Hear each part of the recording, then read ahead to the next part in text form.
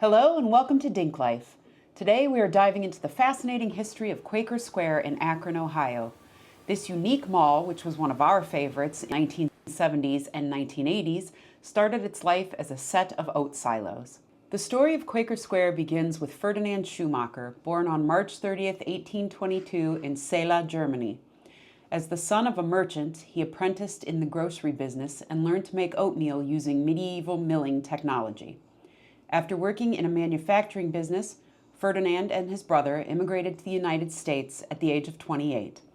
They farmed for 2 years before establishing a grocery trade in Akron, Ohio in 1852. By 1854, Ferdinand began milling oats in the U.S., but initially struggled to sell them as oats were primarily used for livestock feed. He then invented a new processing method that made oats easier to prepare as a breakfast food, which quickly gained popularity across the country. In 1857, he rented water power on the Ohio Canal and built his oatmeal mill, which expanded significantly by 1875 with the introduction of steam power. On March 6, 1886, a devastating dust explosion in a grain-drying house at his plant caused a massive fire, destroying nearly all his buildings and resulting in a $600,000 loss. Without insurance, Ferdinand had to secure bank financing to rebuild, which required merging with the Akron Milling Company and joining a trust to control cereal industry pricing. In 1886, he became president of the new corporation, which later merged with the Consolidated Oatmeal Company of Illinois, eventually becoming the American Cereal Company in 1888 and rebranding as Quaker Oats in 1901. In 1932, Quaker Oats constructed 36 grain silos on the site, each 24 feet in diameter and 120 feet tall. The factory's production peaked in the 1950s, but by 1970, the aging plant ceased operations, and the site was designated a historical landmark in 1972.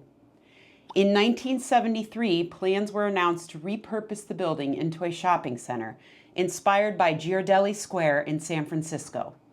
Despite economic challenges in the early 1970s, the project moved forward in stages, with $1.1 million secured for the first phase. Quaker Square opened on April Fool's Day, 1975. Chosen as the opening date in case of delays, it opened with 4 shops and an ice cream parlor.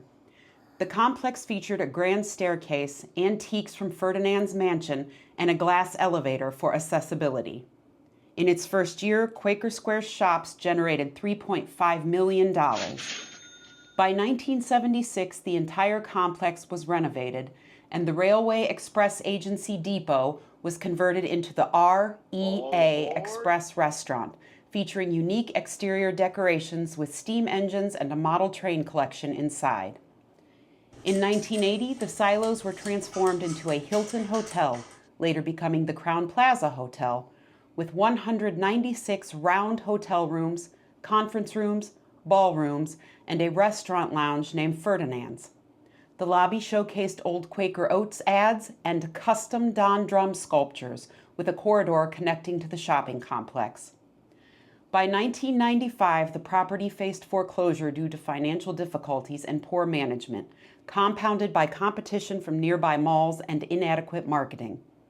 The University of Akron purchased the complex in 2007 for $22.6 million, converting it into student housing and office space.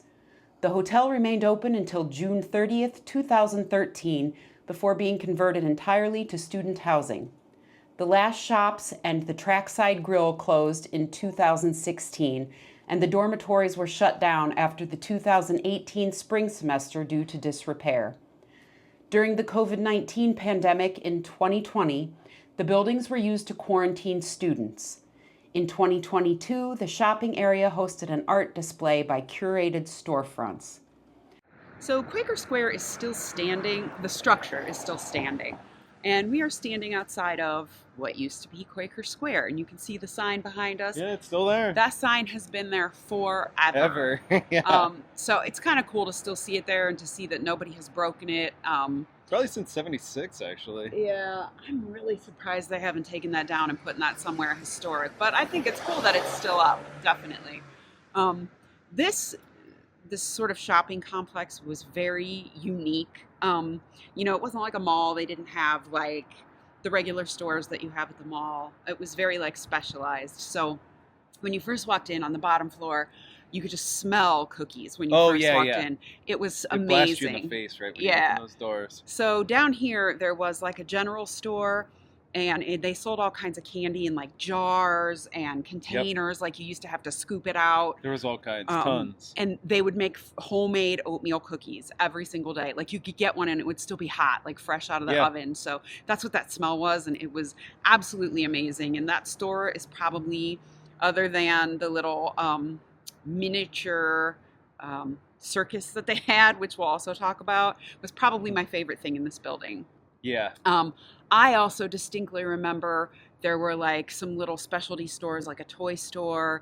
Yeah, the toy store was amazing. Yeah, the toy everybody store remembers was great. the toy store. Yeah. There was a newsstand. The newsstand was awesome too. And there were just a bunch of like little specialty craft stores. You know, like if you would go to a craft fair nowadays, there would be like somebody who made jewelry that would have a store in there. And then there would be somebody who made like decorations, Christmas stuff, and they would have a store in there.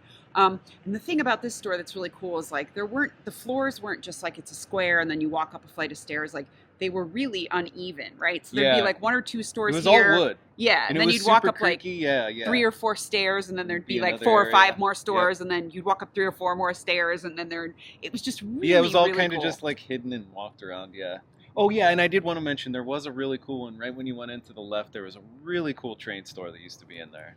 So there was a lot of good stuff in here, a lot of good memories from my childhood. And then right next door to the stores, there was a restaurant. And then attached to Quaker Square, as you know from the video, they turned the silos into a hotel. And in the bottom of the hotel used to be the Tree Festival, which if you've watched our videos, you saw we did it last year. We took you to the Tree Festival, which is now in a convention center down here. But it used to be inside the hotel lobby. So that was really cool. And my show choir used to sing at it in high school. So I have fond memories of that. And that, I think when they started using the hotel for Akron U student housing, they must have moved it over to there. And I remember it was at Summit Mall for a second too. Yes. Before it went to the John S. That's Knight right. Center. It was. But I don't remember why. I don't know, but after it moved out of here, it was the best by far ever in here. Yeah, I agree with that. So we're just going to kind of walk you around, and we'll tell you about what we're looking at while we do it. And there it is, the Trackside Grill up there. There's a leftover sign from the RER depot. REA, depot. And they still got the little historical plaque here. It's falling apart. There used to be a little mannequin up there, but he's gone now. Yeah, like a conductor of some sort. Yeah. He had on a little cap. He was overlooking the parking lot. So this building behind us is what used to be the train station. And here is the old train for Quaker Station. It's pretty massive too. Just sitting over here on the side. The future of these historic buildings remains uncertain, but they continue to hold cherished memories from our childhood. Thanks for watching, and as always, remember to get out there and explore.